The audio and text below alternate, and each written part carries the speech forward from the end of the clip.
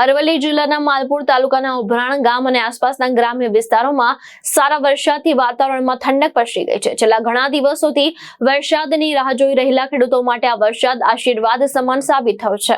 વરસાદથી ખેતરોમાં વાવણી માટે અનુકૂળ માહોલ સર્જાયો છે અને સારા પાકની આશા વધુ મજબૂત બની છે. ગામના રસ્તાઓ પર વરસાદી પાણી વહેતા જોવા મળ્યા, જ્યારે બાળકો વરસાદની મજા માણતા નજરે પડ્યા. ગરમી અને બફારાથી પરેશાન લોકોને પણ વરસાદથી મોટી રાહત મળી છે. ખેડૂતોનું કહેવું છે કે આગામી દિવસોમાં પણ સારો વરસાદ ચાલુ રહેશે તો ખરીફ પાકની વાવણી ઝડપથી પૂર્ણ થશે અને કૃષિ ઉત્પાદન માટે સાનુકૂળ પરિસ્થિતિ ઊભી થશે.